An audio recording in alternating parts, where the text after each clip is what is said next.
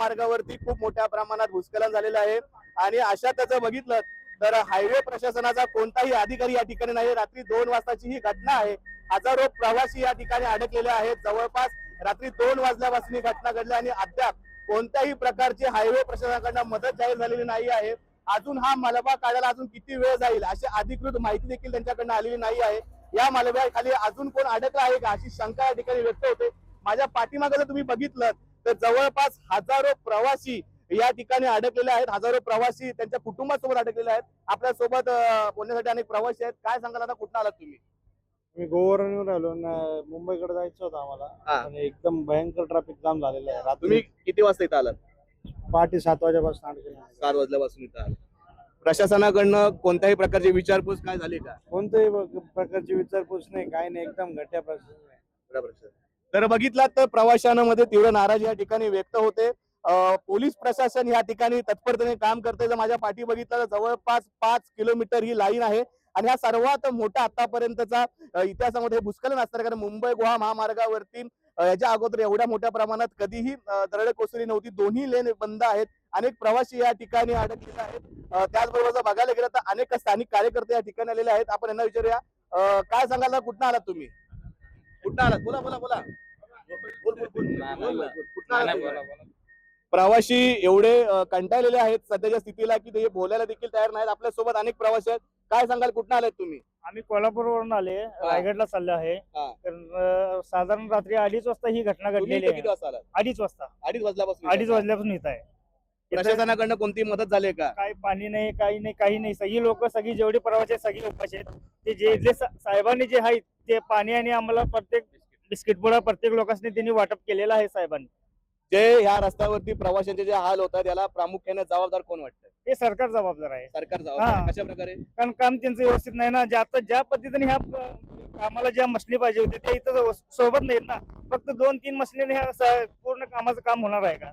कमीत कमी इथं 10-15 मशनी पाहिजे, की बाबा ही लोक आता 10 तास इथं आले गेल्यात, ह्यांच्यासाठी काय तर सेवा पाहिजे ना। नक्कीच जर बघायला गेलं तर 10 तास या ठिकाणी प्रवासी अडकलेत। रात्री 2 वाजता ही घटना घडली। अद्याप अधिकृत मदत ही प्रशासनाकडनं ह्या प्रवाशांना झालेली नाही आहे। आपल्या सोबत बोलण्यासाठी भाजप नेते वैभवजी खेडेकर या ठिकाणी आहेत। आपण त्यांच्याशी संपर्क साधणार आहोत। रात्रीपासून ते या ठिकाणी कार्यरत आहेत। त्यांच्या ते ह्या गोष्टीचा फॉलोअप घेत आहे। वैभवजी काय सांगाल? अतिशय दुर्दैवी घटना मुंबई गोवा महामार्गावरती झालेली आहे। मुळातच मुंबई गोवा महामार्ग हा नेहमी चर्चेचा विषय खास करून कोकणामध्ये ठरलेला आहे। काय पहिली प्रतिक्रिया आहे? बघा, या दुर्घटना या सातत्यानं मुंबई गोवा महामार्गावर होतात। आमचे अनेक तरुण या महामार्गावर मृत्युमुखी पडलेले आहेत। आज ही दरड या ठिकाणी कोसळलेली आहे। याची कारणं शोधली पाहिजेत, त्यावर उपाययोजना केल्या पाहिजेत। आपत्ती व्यवस्थापनाचा संदर्भातला इथला कुठलाही इथं मागमूस नाही, इथे मशिनरी नाही, इथे डंपर नाही, इथे हे प्रवासी इतके थांबलेले आहेत, त्यांच्या खाण्यापिण्याची व्यवस्था नाही। आता 12 तास व्हायला आले तरी देखील अजून हा रस्ता मोकळा नाही। तर ह्या कोकणाकडे कुठला लोकप्रती लक्ष देणार आहे की नाही, का फक्त पाखाड्या, रस्ते, समाज मंदिरे याच्यावरच ते राहणार आहेत? कोकणाकडे लक्ष देणं आवश्यक आहे। अन्यथा या ठिकाणी उग्र आंदोलन छेडावं लागेल किंवा या लोकप्रती रस्त्यात जाब विचारावं लागेल। आता कोकणातली जनता कंटाळलेली आहे आणि याच्या पुढे ती जनता आक्रमक होईल असं मला या ठिकाणी सांगायचं। वैभवजी, वारंवार मुंबई गोवा महामार्गावरती मग रस्ता खचण्याच्या घटना असतील, परशुराम घाटासारख्या घटना असतील, याच्याकडे प्रामुख्याने कोणत्याही प्रशासन लक्ष देत नाही आहे। हे कोकणाचं दुर्दैव आहे का?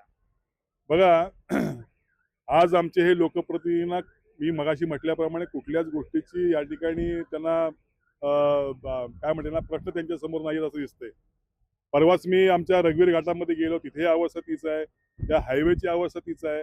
हायवे झालेला आहे तो फक्त ठेकेदारासाठी झालेला आहे, लोकांसाठी झाला नाही। आजची काही जी विकास कामं होत आहेत ती फक्त ठेकेदारांसाठी आहेत आणि त्यांच्यासाठी आहेत। त्यामुळे हे लोकप्रतिनिधी फक्त त्या कामं आणणं आणि त्यातनं उत्पन्न घेणं अशा पद्धतीच्या कार्यशैलीमध्ये आहेत आणि म्हणून हा कोकण आमचा आता या अशा पद्धतीच्या विनाशाकडे चाललेला आहे। आणि म्हणून ज्या वेळेला कोकणी जनता यांना रस्त्यावरती जाब विचारेल त्याच वेळेला त्यांच्या डोक्यात प्रकाश पडेल, अन्यथा हे असंच चालू राहील। सर्वात महत्वाचा प्रश्न, रात्री 2 वाजता ही घटना घडलेली आहे। अजूनही अद्याप राष्ट्रीय बांधकाम विभागाकडनं कोणताही शासकीय अधिकारी या ठिकाणी आलेला नाही आहे। काय पहिली प्रतिक्रिया आहे? ते आता शासकीय अधिकारी या ठिकाणी प्रांत आहेत, त्या येऊन गेल्या, तहसीलदार येऊन गेले।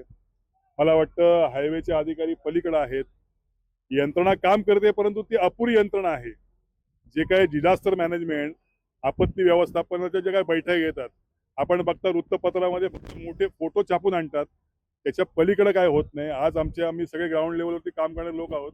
इथं परिस्थिती वेगळी आहे. गेले 8 ते 10 तास नुसतं ह्या 100-200 मीटरच्या यासाठी लागलेले आहेत. याच्यापेक्षा जर का प्रकार झाला तर मला वाटतं त्याच्यापेक्षा जास्त वेळ लागू शकतो.